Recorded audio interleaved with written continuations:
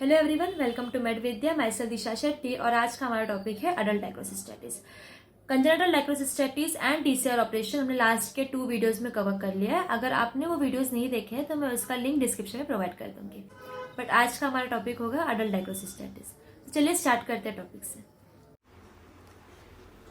नेजोलैक्रिमल duct के obstruction की वजह से लैक्रिमल सैक में इन्फ्लेमेशन दिखता है, जिसे हम डायग्नोसिस बोलते हैं।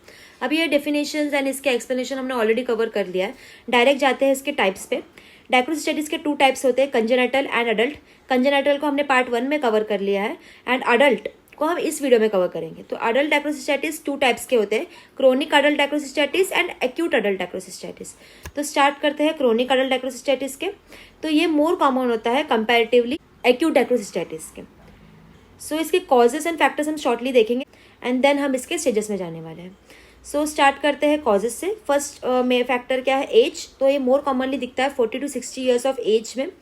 इसमें जेंडर में देखेंगे तो फीमेल में मोर प्रेवलेंट होता है as compare to male. So female में प्रोबेबली ये रीजन हो सकता है कि जो बोनी कैनाल होता है उसके जो ल्यूमेन होता है वो नैरो होने की वजह से उसके अंदर जो नेजोलैक्रिमल डक्ट है हमारा, उसका इजीली ऑब्स्ट्रक्शन हो जाता है।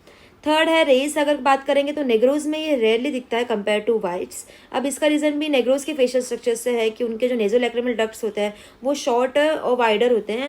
नेक्स्ट जाएंगे हेरिडिटरी फैक्टर्स पे। तो ये इनडायरेक्ट रोल प्ले करता है, लाइक फेशियल कॉन्फ़िगरेशंस होते हैं, सबके डिफर करते हैं।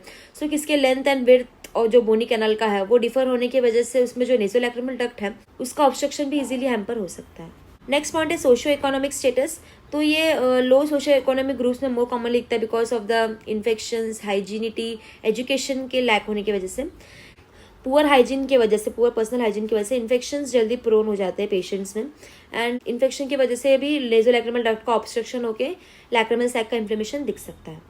नेक्स्ट है फैक्टर्स जो responsible for the stasis of the tears. जो लैक्रिमल सैक में टीयर्स का स्टैटिस हो जाना, टीयर्स का रुक जाने का क्या क्या फैक्टर्स हो सकते हैं। So starting of the first factor anatomical factors की बात करेंगे तो बोनी कैनाल जो है वो नैरो होने की वजह से नेजोलैक्रिमल डक्ट का नैरोइंग होना और उसकी वजह से जो भी लैक्रिमल सैक में फ्लूइड कलेक्शन उसका इजीली पास आउट नहीं होना, या फिर partial non canalization of the membranous nasolacrimal duct. Nasolacrimal duct का इनर लेयर मेम्ब्रेनस होता है, उसका नॉन कैनलाइजेशन होने यानी कंप्लीटली वो ओपन नहीं होने की वजह से वो ट्रैक्ट जो भी लैक्रिमल सैक में फ्लूइड है वो इजीली क्लियर नहीं हो पाता। और या फिर हम नेजोलैक्रिमल डक्ट में एक्सेसिव फोल्ड्स रहेंगे, मेम्ब्रेनस फोल्ड्स अगर नेजोलैक्रिमल डक्ट में होंगे तो वो एक्सेसिव फोल्ड की वजह से जो भी लैक्रिमल सैक में फ्लूइड है वो इजीली पास नहीं हो सकता। सो ये एनाटॉमिकल फैक्टर्स है जो रेस्पॉन्सिबल है टीयर्स के लैक्रिमल सैक में रुक जाने के। नेक्स्ट फैक्टर हम देखेंगे foreign body in the sac. तो अगर सैक में कोई फॉरेन बॉडी है उसकी वजह से भी हमें वे दिख सकता है। थर्ड है एक्सेसिव लैक्रिमेशन। अब क्या होता है पेशेंट में कभी कभी एक्सेसिव लैक्रिमेशन की वजह से, लैक्रिमल ग्लैंड का ओवर सेक्रेशंस की वजह से सैक है वो इजीली फिलअप हो जाता है बट वो एम्प्टी नहीं हो पाता। तो फास्ट एम्प्टिंग नहीं होने की वजह से लैक्रिमल सैक में स्टैग्नेशन हो जाता है टीयर्स का। सो एक फैक्टर हो सकता है। नेक्स्ट पॉइंट है माइल्ड ग्रेड इन्फ्लेमेशन। तो माइल्ड ग्रेड इन्फ्लेमेशन क्यों होगा, लाइक रिकरेंट कंजक्टिविटीज हो रहा है पेशेंट के अंदर, तो उसमें जो कंजक्टिविटीज की वजह से जो भी एपिथेलियल डेब्रीज या फिर म्यूकस प्लग्स जो ये आई से निकल रहे हैं वो जाके नेजोलैक्रिमल डक्ट में ब्लॉक हो जाते हैं एंड देन वो टीयर्स का स्टैग्नेशन कर देता है सैक के अंदर ही। सो ये रिकरेंट कंजक्टिविटीज एक कॉज हो सकता है इसका। अगर हम और पॉइंट्स की बात करेंगे तो obstruction of lower end of nasolacrimal duct by nasal diseases. तो वेरियस नेजल डिसीज की वजह से नेजोलैक्रिमल डक्ट का जो लोअर एंड है वो ऑब्स्ट्रक्ट हो जाता है एंड जो फ्लूइड है वो वापस लैक्रिमल सैक में ही स्टैग्नेंट होता है, वो फ्लो आउट नहीं हो पाता। सो वो क्या क्या डिसीजेस हो सकते हैं, तो लाइक पॉलिप हो गया, हाइपरट्रॉफिड इंफीरियर कॉन्का हो गया, कॉन्काइल टर्मिनेट तो उसका हाइपरट्रॉफी होने की वजह से भी हो सकता है, या फिर डीएनएस हो गया, या फिर ट्यूमर, एयरट्रॉपिक राइनाइटिस। तो ये वेरियस नेजल डिसीजेस हैं जिसकी वजह से सैक में टीयर्स का स्टैग्नेशन हो जाता है। बढ़ते सोर्स ऑफ इन्फेक्शन की। तो ये जो सैक में इन्फेक्शन कहाँ कहाँ से स्प्रेड हो सकता है, तो आइदर आई में कंजक्टिवा हुआ उसकी वजह से हो सकता है इन्फेक्शन। नेजल कैविटी में जो भी डिसीजेस होंगे तो रेट्रोग्रेड अगर वो स्प्रेड हो गया तो भी लैक्रिमल सैक में इन्फ्लेमेशन आपको दिख सकता है, या फिर पैरानेजल साइनसिस के वजह से हो सकता है। तो ये जो कंजक्टिवा हो गया, फिर नेजल कैविटी हो गया, फिर साइनस यानी आई हो गया, नोज हो गया, साइनसिस हो गए, इनमें इन्फेक्शन की वजह से भी सैक में इन्फेक्शन स्प्रेड होता है। तो हमें ऑलरेडी पता है कि पैरानेजल साइनसिस 4 होते हैं, मैक्सिलरी, फ्रंटल, इथेमॉइडल एंड स्फेनोइडल। तो ये 4 साइनसिस की वजह से भी इन्फेक्शन रेट्रोग्रेड होके या फिर स्प्रेड होके हमें लैक्रिमल सैक में दिख सकता है। कॉजेटिव ऑर्गेनिज्म देखेंगे तो staphylococci, pneumococci, streptococci, rarely TB, leprosy, syphilis, या राइनोस्पोरियोडियोसिस, इनकी वजह से भी हमें इसकी वजह से लैक्रिमल सैक में हमें इन्फ्लेमेशन दिख सकता है। अब चलते हैं मेन टॉपिक पे, स्टेजेस ऑफ क्रोनिक डायक्रोसिस्टाइटिस। तो क्रोनिक डायक्रोसिस्टाइटिस के जो स्टेजेस है हमने उसे 4 टाइप्स में क्लासीफाई किया है। पहला स्टेज है स्टेज ऑफ कैटरल डायक्रोसिस्टाइटिस। तो ये स्टेज में हमें माइल्ड इन्फ्लेमेशन दिखता है लैक्रिमल सैक का with blockage of nasolacrimal duct. अब नेजोलैक्रिमल डक्ट के ब्लॉकेज के साथ हमें लैक्रिमल सैक में माइल्ड इन्फ्लेमेशन दिखेगा। सिम्टम्स क्या क्या दिखते हैं, तो वाटरिंग आई होगा एंड माइल्ड रेडनेस दिखेगा इनर कैंथस के वहाँ पे। ओके, अब हम इसे डिटेक्ट कैसे करेंगे कि कौन से स्टेज में है डायक्रोसिस्टाइटिस। तो उसके लिए हम सिरिंजिंग करते हैं लैक्रिमल सैक का। अगर लैक्रिमल सैक का सिरिंजिंग करने के बाद जो फ्लूइड रिगर्जिटेट हो रहा है वो अगर क्लियर फ्लूइड होगा या फिर फ्यू फाइब्रिनस म्यूकोरफ्लेक्स अगर हमें दिखेंगे, जनरली फ्लूइड क्लियर ही दिखता है, तो ये फर्स्ट स्टेज ऑफ कैटरल डायक्रोसिस्टाइटिस होता है। इसमें अगर हम डायक्रोसिस्टोग्राफी करेंगे तो हमें नॉर्मल साइज लैक्रिमल सैक दिखेगा। बढ़ते हैं इसके नेक्स्ट स्टेज पे। सेकेंड स्टेज है stage of lacrimal mucocele. So ये स्टेज में हमें लैक्रिमल सैक का डिस्टेंशन दिखेगा proper and constant epiphora, that is watering of eye रहेगा। ओके, सिरिंजिंग करेंगे इसमें, तो सिरिंजिंग में हमें मिल्की जेलेटेनियस म्यूकॉइड फ्लूइड दिखेगा जो रिगर्जिटेट होगा सिरिंजिंग करने के बाद फ्रॉम द लोअर पंक्टम। तो ये बताएगा हमें, अगर इफ ऐसा मिल्की जेलेटेनियस म्यूकॉइड फ्लूइड होगा तो ये हमें इस फ्लूइड किसे ये पता चल जाएगा कि अभी जो स्टेज है वो सेकेंड स्टेज में है, लैक्रिमल म्यूकोसिल के स्टेज में। डायक्रोसिस्टोग्राफी करने से हमें ये दिखेगा कि जो सैक है वो डिस्टेंडेड रहेगा with blockage in the nasolacrimal duct. अब हमें यहाँ पे एक और टर्म याद रखना है, वो है एनसिस्टेड म्यूकोसिल। समटाइम्स क्या होता है कि जो रिगर्जिटेशन टेस्ट हम परफॉर्म करते हैं वो नेगेटिव आता है। अब नेगेटिव क्यों आता है, जो कैनालिकुला है जो आप इमेज में देख सकते हो वो ब्लॉक हो जाता है एंड ब्लॉक होने की वजह से हम जब सिरिंजिंग करते हैं तो फ्लूइड जो है वो जो सिरिंजिंग के फ्लूइड ही आते हैं रिगर्जिटेट होके, रादर देन जो लैक्रिमल सैक के फ्लूइड है वो रिटर्न नहीं आ पाते, बिकॉज कैनालिकुला ब्लॉक होने की वजह से जो भी लैक्रिमल सैक में फ्लूइड है, मिल्की जेलेटेनियस म्यूकॉइड फ्लूइड है, वो स्टैग्नेंट रहता है, वो वही ब्लॉक हो चुका रहता है। तो रिगर्जिटेशन टेस्ट हमें इस टाइम पे नेगेटिव आता है। तो ऐसे टाइम में कंडीशन अगर स्टिल इन्फ्लेमेशन दिख रहा है पेशेंट में एंड रिगर्जिटेशन टेस्ट नेगेटिव है तो प्रोबेबली चांस है कि उस पेशेंट में एनसिस्टेड म्यूकोसिल होगा। एनसिस्टेड म्यूकोसिल क्या होता है कि कैनालिकुलाई का ब्लॉक होने की वजह से ड्यू टू सम इन्फेक्शन, तो जो म्यूकोप्यूरिलेंट डिस्चार्जेस है जो लैक्रिमल सैक में कलेक्ट है वो वही कलेक्ट होकर एक सिस्ट फॉर्म करते हैं। सो हम इसे एनसिस्टेड म्यूकोसिल बोलते हैं। तो देखते हैं नेक्स्ट स्टेप। नेक्स्ट स्टेप है stage of superior to dacryocystitis. इस कंडीशन में क्या होता है, due to pyogenic infection, okay, due to pyogenic infection जो म्यूकॉइड डिस्चार्जेस थे अब वो प्यूरिलेंट डिस्चार्ज में कन्वर्ट हो जाते हैं, यानी पस वाले टाइप डिस्चार्ज में वो कन्वर्ट हो जाता है। तो इसमें हमें प्रॉपरली पस दिखेगा अगर हम रिगर्जिटेशन टेस्ट करेंगे इसमें। So in case previously patient mucocele था तो अब वो कन्वर्ट हो चुका होगा पायोसिल में। इस कंडीशन में हमें क्या क्या सिम्टम्स दिखते हैं, तो एपिफोरा दिखेगा विथ रिकरेंट कंजक्टिवाइटिस, स्वेलिंग दिखेगा इनर कैंथस के वहां पे एंड माइल्ड हमें वहां पे रेडनेस दिखेगा स्किन का। सिरिंजिंग करने पे इस पे प्यूरिलेंट डिस्चार्जेस रिगर्जिटेट होते हैं। अगर हम फिर से वही कंडीशन देखेंगे, अगर कैनालिकुलाई ब्लॉक रहेगा तो रिगर्जिटेशन टेस्ट जो है हम सिरिंजिंग करने के बाद नेगेटिव आने वाला है, तो उस कंडीशन को हम एनसिस्टेड पायोसिल बोलेंगे। अर्लियर स्टेज में हमने देखा था कि एनसिस्टेड म्यूकोसिल होता है, बट अगर उसे उस कंडीशन में नहीं ट्रीट किया गया तो वो नेक्स्ट कंडीशन में कन्वर्ट हो जाता है, दैट इज पायोसिल। सो हमें उस कंडीशन में एनसिस्टेड पायोसिल दिखता है। सो एनसिस्टेड पायोसिल इज सेम यही स्टेज है, बट इन केस अगर हमारा कैनालिकुलाई कोई इन्फेक्शन की वजह से ब्लॉक हुआ है तो वो सिस्ट जैसे फॉर्म करता है, जिसे हम एनसिस्टेड पायोसिल बोलते हैं। बढ़ते हैं नेक्स्ट स्टेज पे। नेक्स्ट स्टेज है स्टेज ऑफ फाइब्रोटिक सैक। तो इसमें क्या होता है, लो ग्रेड पेशेंट में रिपीटेडली इन्फेक्शन होने की वजह से म्यूकस का थिकनिंग हो जाता है जो सैक के अंदर का, उसकी वजह से फाइब्रोटिक सैक क्रिएट हो जाता है। लैक्रिमल सैक जो है वो फाइब्रोटिक सैक बन जाता है। अब इस कंडीशन में हमें 2 सिम्टम्स दिखते हैं, एपिफोरा एंड डिस्चार्ज। तो अगर हमें जो सैक है जो लैक्रिमल सैक है उसे हमें फाइब्रोटिक सैक जैसा फील होगा, सो इट मीन्स दैट अभी वो 4th स्टेज में जा चुका है। इस कंडीशन में डायक्रोसिस्टोग्राफी करने पे हमें स्मॉल सैक दिखेगा विद इरेगुलर फोल्ड्स दिखेंगे म्यूकोसा के उस सैक के अंदर। जाते हैं उसे कॉम्प्लिकेशंस पे। कॉम्प्लिकेशन हम शॉर्ट में देखेंगे। सबसे पहला कॉम्प्लिकेशन है क्रोनिक इंट्रैक्टेबल कंजक्टिवाइटिस दिखेगा, यानी तो ऐसे कंजक्टिवाइटिस जो डिफिकल्ट टू कंट्रोल होगा एंड कंटिन्यूअस उस पेशेंट में कंजक्टिवाइटिस दिखता रहेगा हमें। सेकेंड कंडीशन हमें दिख सकता है एक्ट्रोपियन ऑफ लोअर लिड। अभी क्यों होगा, बिकॉज पेशेंट का लैक्रिमल सैक में फ्लूइड ऑलरेडी फिल हो चुका है और उसका लेजोलैक्रिमल डक्ट ब्लॉक्ड है, तो कंटिन्यूस जो भी वाटरिंग होगा वो आई से कंटिन्यूस फ्लो होता रहेगा, कंटिन्यूस आई में रिटेंड होता रहेगा। तो जो टीयर्स है वो आई में रिटेंड होते रहेंगे एंड कंटिन्यूस प्रोलॉन्ग वाटरिंग की वजह से पेशेंट में एक्ट्रोपियन दिखेगा लोअर लिड का। ओके। थर्ड हम देख सकते हैं कि maceration and eczema of the lower lid. अब ये भी इसका भी रीजन सेम है, प्रोलॉन्ग वाटरिंग की वजह से होने वाला। या फिर पेशेंट में पुयान अल्सर भी दिखता है। अब एक सिंपल कॉर्नियल एब्रेशन की वजह से भी, वो कॉर्नियल एब्रेशन कंटिन्यूस कंजक्टिवाइटिस या फिर कंटिन्यूस वाटरी आई की वजह से वहाँ पे एक इन्फेक्शन क्रिएट होते हैं एंड सिंपल कॉर्नियल एब्रेशन भी हाइपोपियन अल्सर में कन्वर्ट हो जाता है। तो ये थे हमारे कॉम्प्लिकेशंस। नेक्स्ट हम जाते हैं उसके ट्रीटमेंट पे। सो ट्रीटमेंट हमने ऑलरेडी पार्ट 1 डायक्रोसिस्टाइटिस में कवर कर लिया है एंड DCR सर्जरी हमने पार्ट 2 डायक्रोसिस्टाइटिस में कवर कर लिया है। तो अगर आपने ये वीडियोस नहीं देखे तो प्लीज़ आप उस वीडियोस को देखिए एंड उसके बाद आपको क्लियरली पूरा ट्रीटमेंट समझ जाएगा। अभी हम सिर्फ उसमें जो ट्रीटमेंट यूज़ करने वाले हैं वो हम बस नाम देख लेंगे उसका, एंड उसको अगर आपको उसका एक्सप्लेनेशन चाहिए तो आप उसे प्रीवियसली वीडियोज़ में देखिए।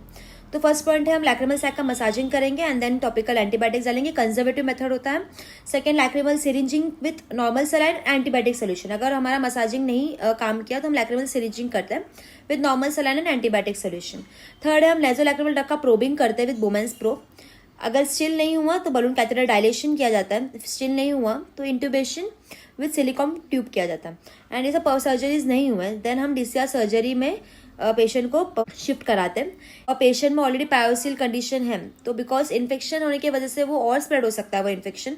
सो हमें स्टार्टिंग में इनिशियली DCR सर्जरी परफॉर्म करने के पहले इन्फेक्शन को कंट्रोल करना है with topical antibiotics and repeated lacrimal syringing. After that only हम उसमें DCR सर्जरी परफॉर्म करेंगे। अभी तक के जो 6 पॉइंट्स है ऑलरेडी हमने डिस्कस कर लिया है पहले वीडियोज में। अब एक और सर्जरी है जिसके बारे में हमने नहीं बताया था, वो है डायक्रियोसिस्टेक्टोमी। अब ये कब परफॉर्म करते हैं? जब DCR कॉन्ट्राइंडिकेटेड। अब DCR कब कॉन्ट्राइंडिकेटेड होता है? अगर पेशेंट ज़्यादा यंग है, 4 ईयर्स से कम है, या फिर ज़्यादा ओल्ड है, 60 ईयर्स ऑफ एज हो गया, या फिर उसमें श्रंकन एंड फाइब्रोस सैक दिखेगा, कोई डिसीजेस है like TB, syphilis, leprosy, mycotic infection हो गया, सैक का कोई ट्यूमर हो गया। सो एक ऐसे सेइंग है कि good DCT is always better than a bad DCR। तो अगर आपको पता है कि DCR सर्जरी परफॉर्म करना है पेशेंट में एंड वो any of the above conditions है या फिर कोई अदर इंडिकेशंस है, आपको पता है कि उसमें हम DCR सर्जरी नहीं कर सकते या फिर वो कॉन्ट्राइंडिकेटेड है उसमें, एंड स्टिल अगर आप कर रहे हो तो वो DCR surgery bad perform out होगा। तो इट्स बेटर देन कि बैड DCR करने से अच्छा गुड DCT आप परफॉर्म कर लो। सो ये सब चीज़ें हैं। या फिर हम एक लास्ट पॉइंट बोल सकते हैं कि अनस्किल्ड सर्जन्स हो गए। One more method of treatment है वो है कंजक्टाइवो डायक्रोसिस्टोराइनोस्टोमी। अब ये सर्जरी कब करते हैं? जब कैनालिकुलाई ब्लॉक रहते हैं। तो ब्लॉक कैनालिकुलाई के कंडीशन में हम इस सर्जरी को परफॉर्म करते हैं। अब हमने शॉर्टली पूरा क्रोनिक डायक्रोसिस्टाइटिस को कवर कर लिया है। आगे बढ़ते हैं हम अभी एक्यूट डायक्रोसिस्टाइटिस में। सो एक्यूट डायक्रोसिस्टाइटिस में क्या होता है कि सडन या फिर एक्यूटली हमें पेशेंट में लैक्रिमल सैक का इन्फ्लेमेशन दिखता है। यानी क्रोनिकली हमने अभी देखा पेशेंट में स्लोली एंड स्टेडीली वो लैक्रिमल सैक का इन्फ्लेमेशन हमें दिख रहा है, उसका स्वेलिंग हमें दिख रही है।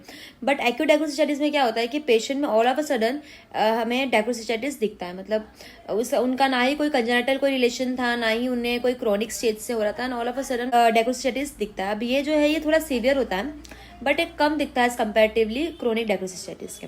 तो इसमें हमें जो लैक्रिमल सैक होता है वैसे दिखेगा, तो एक्यूट रहेगा, सुपीरियरिटी होगा वो, एंड उसमें इन्फ्लेमेशन दिखेगा हमें with painful swelling in the sac region. तो सैक रीजन में उस पेशेंट में सीवियर पेन रहेगा, इन्फ्लेमेशन रहेगा, सेक्रीशंस होते रहेंगे एंड वो ऑल ऑफ अ सडन दिखेगा। सो कॉजेज देखते हैं एक्यूट डायक्रोसिस्टाइटिस के। सो इसमें मेनली 2 कॉजेज हैं। Exacerbation of the chronic dacryocystitis means patient में ऑलरेडी क्रोनिक डायक्रोसिस्टाइटिस है but all of a sudden उस पेशेंट में पेन स्वेलिंग इतना इंटेंस हो जाता है कि वो all of a sudden rise हो जाता है, तो इसमें उसे हम एक्यूट डायक्रोसिस्टाइटिस में कंसिडर करेंगे। सेकेंड ऐसा है कि जो नेबरिंग स्ट्रक्चर्स है उसमें इन्फेक्शन होने की वजह से वो इन्फेक्शन स्प्रेड हो जाता है लैक्रिमल सैक में।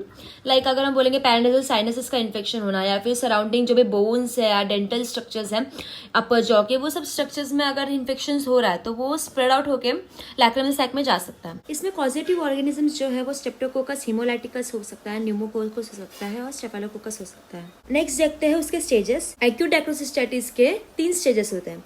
सो फर्स्ट है stage of cellulitis, stage of abscess formation and stage of fistula formation. Start करते हैं फर्स्ट स्टेज से, that is stage of cellulitis. में क्या होता है पेशेंट के लैक्रिमल सैक के रीजन में पेनफुल स्वेलिंग दिखेगा। वो जो स्वेलिंग होगी वो red, hot, tender and firm होगा। एपिफोरा यानी कंटिन्यूस वाटरिंग ऑफ द आई दिखेगा पेशेंट में। फीवर एंड मैलियस दिख सकता है। सेल्फ रेजोल्यूशन इसमें बहुत ही रेयर है। सो ट्रीटमेंट अगर इस स्टेज में कर दे तो रेजोल्यूशन दिख सकता है। नेक्स्ट देखेंगे स्टेज ऑफ लैक्रिमल एब्सेस। अब इस स्टेज में क्या होता है, due to continuous inflammation patient में ब्लॉकेज ऑफ कैनालिकुलाई दिखता है ड्यू टू एडिमा। अब कैनालिकुलाई ब्लॉक हो गया एडिमा की वजह से, जो लैक्रिमल सैक है उसमें पस फिल्ड अप हुआ रहेगा एंड वो सैक जो रहेगा वो डिस्टेंड हुआ रहेगा एंड डिस्टेंड होकर उसके एंटीरियर वॉल रप्चर हो जाते हैं, फॉर्मिंग अ पेरिसिस्टिक स्वेलिंग। तो इसमें एक सिस्ट लाइक फॉर्म हो जाएगा बिकॉज अभी इस कंडीशन में कंटिन्यूस इन्फ्लेमेशन की वजह से, कंटिन्यूस एडिमा की वजह से कैनालिकुलाई ब्लॉक हो चुके हैं एंड वहाँ पे एक सिस्ट लाइक फॉर्म हो चुका है जो पस से फिल्ड हुआ रहता है और उसके एंटीरियर वॉल रप्चर हो सकता है एंड इसमें लार्ज एब्सेस दिखेगा, पर ये एब्सेस जो होता है ये पॉइंट बिलो की तरफ होता है बिकॉज इसमें पस होगा एंड वो पस जो रहता है वो ग्रेविटी की वजह से थोड़ा सा डाउनवर्ड डायरेक्शन में, तो वो जो एब्सेस होगा उसका शेप आप अगर देखेंगे तो वो पॉइंट होगा आउटर साइड की तरफ एंड उसमें थोड़ा सा बिलो होगा। थर्ड हम देखेंगे स्टेज ऑफ फिस्टुला फॉर्मेशन। अगर सेकेंड स्टेज में जब एब्सेस था उस कंडीशन में अगर हमने उसे ट्रीट नहीं किया, उसको अनअटेंडेड छोड़ दिया या फिर पेशेंट ने उस कंडीशन में उसे ट्रीट नहीं किया लैक्रिमल एब्सेस के स्टेज में, तो वो आगे जाके फिस्टुला फॉर्म करता है बिकॉज वो सिस्ट जो है वो उसमें कलेक्शन होते जाता है फ्लूइड का एंड एट सर्टेन टाइम उस वो प्रेशर की वजह से उधर फिस्टुला फॉर्म हो जाता है। इसमें कंटिन्यूस डिस्चार्ज दिखेंगे पेशेंट के अंदर। जो नॉर्मली हमें पेशेंट में दिखती है वो एक्सटर्नल फिस्टुला होती है, समटाइम्स हमें इंटरनल फिस्टुला भी दिख सकता है अगर वो जो प्रेशर है वो इनर साइड की तरफ नेजल कैविटी की तरफ अगर उसने प्रेशर क्रिएट किया तो फिस्टुला जो है वो इनर साइड में होगा तो उसे इंटरनल फिस्टुला बोलेंगे, बट वो रेयरली दिखता है हमें।